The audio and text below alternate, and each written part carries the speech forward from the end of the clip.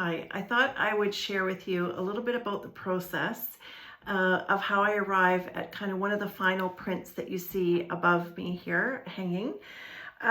So I sort of start usually with one idea.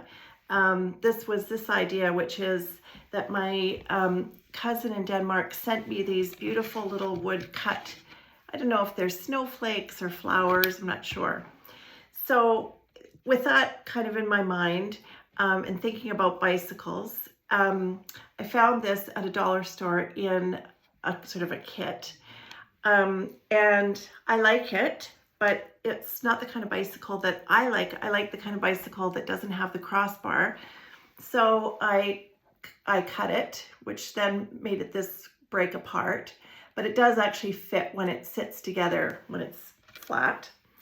And I added a tiny little, you can see the Christmas tree, and with the crossbar I made a little basket and a little some flowers that you can see how tiny they are, some flowers here for the basket, because a lot of people leave the flower stand around here with a basket of flowers, so that's kind of lovely. And this was my first one that I did. So what this means is that I paint in the almost dark the chemicals on the paper, wait for it to dry, and then in my case the next day I came along and tried this. That was iteration 1. And 2 just didn't seem quite right, and so a family member had a good idea about sort of having it hanging from something, because that is in fact what it was meant to be doing.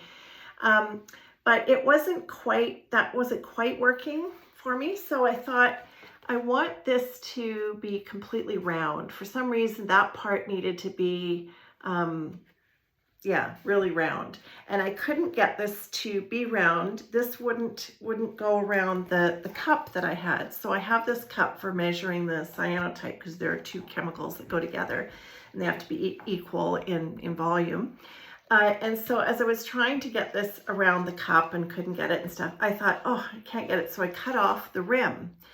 So then I came back from lunch. Oh, I do have something that's perfect. Now, it was without the string inside. So I will show you what I did with the clear plastic. Clear plastic. So that was another kind of a mess. So then I thought, okay, it has to have something there, some color or whatever. So then I thought, well, with that clear plastic rim, I can put this inside. So I've glued it inside. And then I tried this one. And that kind of worked. It's got a little piece of just cardboard, because that's typically on there. And I think that works. But I'm happy with the final one that I've arrived at, which will be a card, which will be available both at Bilston Creek Farm next weekend and also on my web shop and Etsy. And so I thought I would just sort of share with you a little bit that the process when you are looking at something that somebody makes, it doesn't just happen. Sometimes it does, sometimes it's a happy accident. But a lot of times it's sort of iteration upon iteration until it feels what you want it to be. So I thought I would just share that with you.